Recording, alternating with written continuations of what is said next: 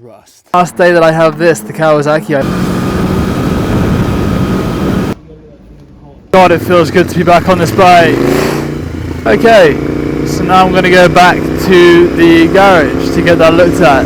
As you can probably see, this is not my Interceptor. Oh boy.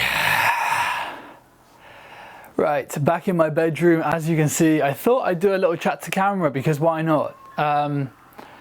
A little bit of a lowdown on where I'm at. I leave pretty much a week today. It's next Wednesday. I haven't booked a ferry yet. I'm doing that today.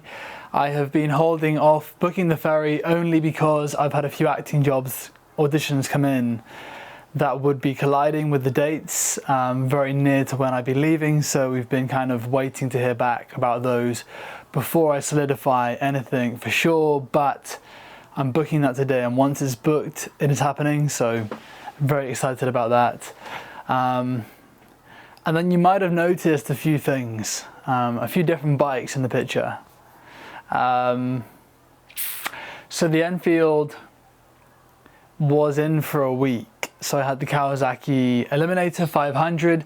I've done a bit of talking on that with the GoPro on my helmet, so I will talk about that in those videos if you're interested. Very brief, nothing in depth, just how I feel on the bike. And then the Enfield was in for a week. That bird's very loud. The Enfield was in for a week and then it was finished. So I was super pumped, went to pick it up yesterday and turned it on and the engine light came on instantly. So I was kind of like, well, it's just been for its service. That's a bit weird. Went back into the garage and told them obviously it's not working. It's working fine, but the engine light's on. I don't really want to leave a service with the engine light on. So they turned it off with the diagnostics tool. And then I rode down the road, which by the way, felt incredible. God, it feels good to be back on this bike. You can probably tell from the videos that I've done and have included in here that just going back to the Enfield after a week off and riding this Kawasaki Eliminator, it just felt so good. The sound, the feeling, the position of it. I don't know, having a break from it's really made me realise that it is a beautiful bike to ride and I can't recommend it enough. Anyway, got down the road, having a great time, ready for Europe, ready to crack on. Got about less than that, 3 minutes down the road, opened it up for a second and the engine light came back on. 10-15 minutes plugging in the diagnostics tool and then clearing the engine light, but now, oh, it's back on again.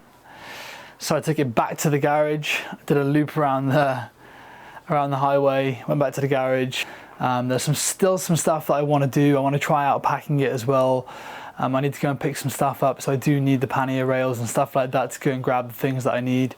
So really I need it back ASAP, and also we have a ride out plan. There's about 8 or 9 of us now going for a ride out to Suffolk on Saturday for the whole day. And I would love to try out the bike now it's had a few things done to it and make sure it's running okay before I leave for Europe, which would be great. Spending a whole day on it, you know. But anyway, I'm still waiting for the phone call from the garage, so we'll see if that is fixed today or not. They might need a bit longer to find out what it is and diagnose the actual problem. We think it's just a loose cable somewhere. It's just not computing and throwing up the engine warning light, basically. So who knows? Well, I'll let you know when I know more. Anyway, to get back to the point, I've got a tent, a brand new tent. Apparently it goes up in like 2 seconds. I have had a go in the shop and it was really cool. I'm just gonna get a video to show someone. Yeah? Yeah. That's super cool. You just fold it in, right?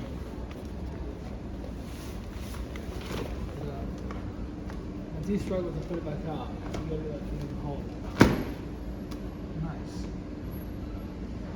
Good. But what I'll do is do a video of that and put it into the vlog of me taking it out of the bag for the first time, putting it up, putting it away, see how long it takes. I'm leaving London today for a couple of days, so I'll have a chance to go to some fields and try it out, so why not do that. Also, I really want to talk about the bike, everything I've done to it in detail, and all of the costs that I've spent toward this trip so far in detail total honest prices and everything that's been done to the bike and what it's cost me for the service, etc.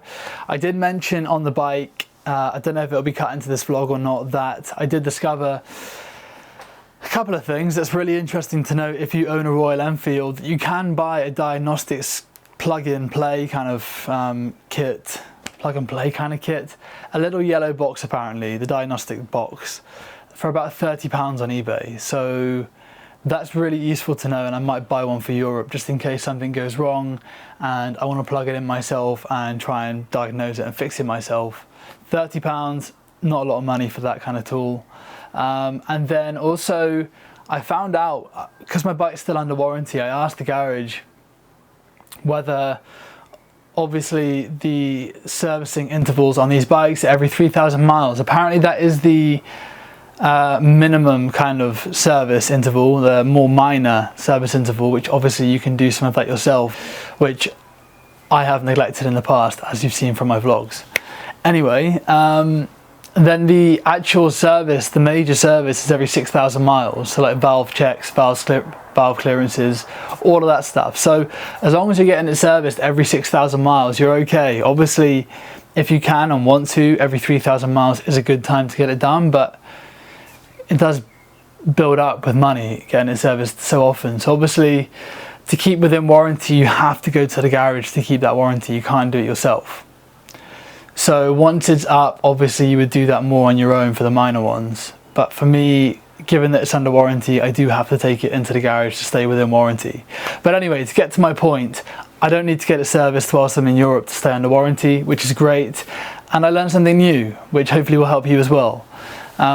Anyway, I want to do a few more in-depth videos. Like I said, I'll go into all the costs, and then I will also talk on the trip about where I'm staying, how I'm doing it for a lower budget as possible, and just generally keep you updated. But it's a week away. It's a fucking week away, less than that. It's, you know, it's closing in. And I've got some really exciting stuff that I want to talk about, share, and just more kind of in-depth detailed things about what you might need to consider, what I'm trying to consider anyway. And then obviously whilst I'm on the trip and things might go wrong, I will tell you what you need to remember and consider as I go. But anyway, for now, that is it. I just wanted to give a bit of a check-in. But yeah, the trip is coming and it's happening, and I'm very excited. I still don't know exactly where I want to go. It's still a very loose plan.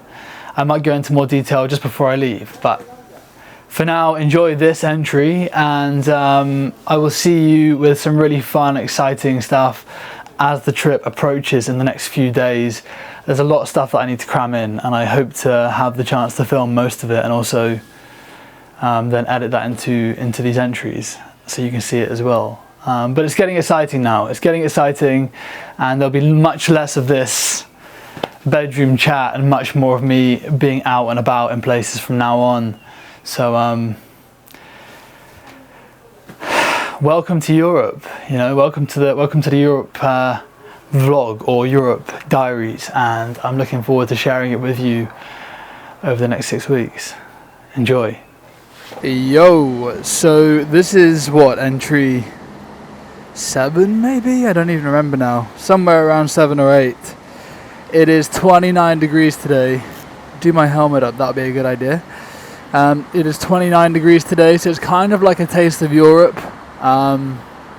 Almost, I guess Europe's going to be hotter than this. I had the thought today that if it is too hot, I'm kind of concerned about riding around in all my kit. And it being like past 30 degrees and like full, obviously not leathers, but jacket and trousers and boots. Yeah, it's now 7 days away, 7 days until I leave. There's so much that I need to sort out and do before I go.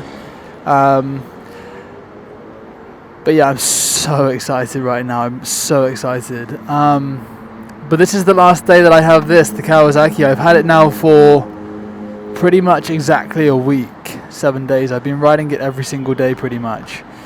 And I took it out whilst I was in Brighton with Matthias for a ride.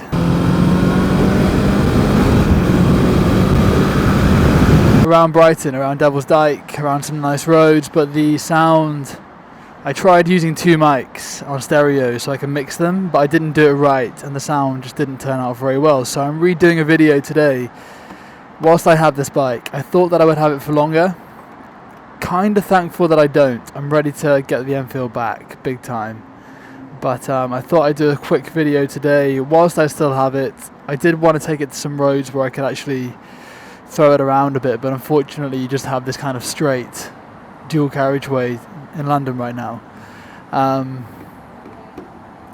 But yeah, I thought I'd talk a little bit about this bike whilst I have it. I'm not a bike reviewer. I don't review bikes. I'm not going to talk about any of the technical specifications of the bike. I don't see the point. You can Google that for yourselves. But it is the Eliminator 500 and it's been a fun bike. It's fine when you're in London, but if I'm being honest, I found it really quite a to ride. And also, I mean, listen to this. It sounds like a moped. It sounds like a 125, which is fine. It's a quiet bike, but the sound just doesn't sound like a. It just sounds like you're riding around on a scooter, and I don't like that. Yeah, it leans really well. It's got a really wide back tire on it, so when you lean it down into corners, it does go down really well.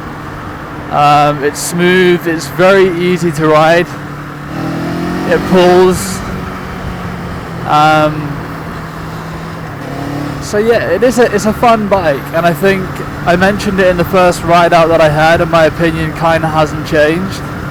It's just generally a good bike for filtering. It's very light, it's low to the ground, the seating position is really comfortable as well, even for a tall guy like myself. And to be honest with you, it does look really nice. It's a good looking bike.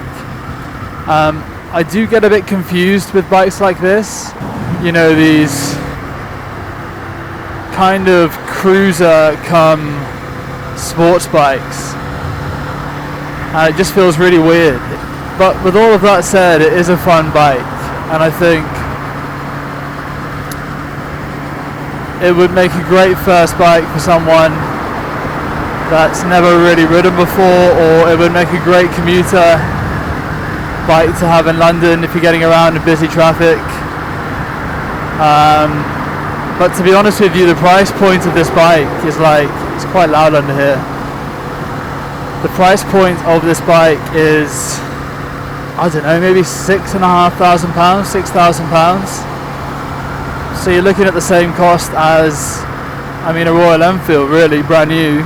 I'm going to use this word, and I mean, take from it what you will. I just don't feel like this bike has any character whatsoever. It's a really simple bike that gets you from A to B. Generally, my verdict on this bike is that I would never buy one for myself, and I cannot wait to get the Enfield back. Here we are.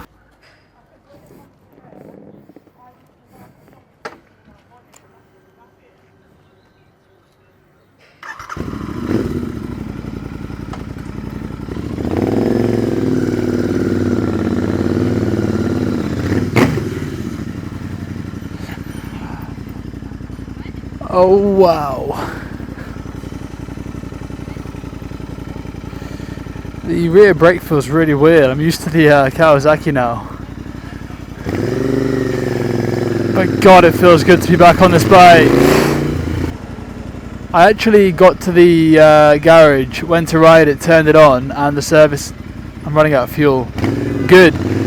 Went to ride it, and the service light immediately came on.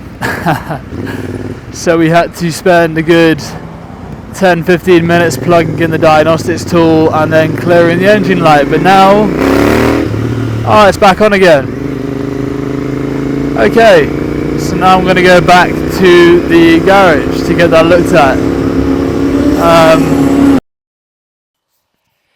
As you can probably see, this is not my Interceptor. This is the Shotgun 650. It's a 2004 model. Yeah, I mentioned a few issues that the Interceptor was having with the engine light, and it's still at the service centre. So everything's been done. It is ready to go apart from the engine light. So the chain of sprockets, the valve clearances and oil change, filter change, all of that stuff has been done. The tyres are staying as they are, brake pads are staying as they are. I'll go into more detail when I've got it back. But for now, I've been given the Shotgun 650, which I've just ridden for 3 hours back to the West Midlands. I've got my new tent on the back. It's a pop-up tent. I'm going to try that out tonight or tomorrow.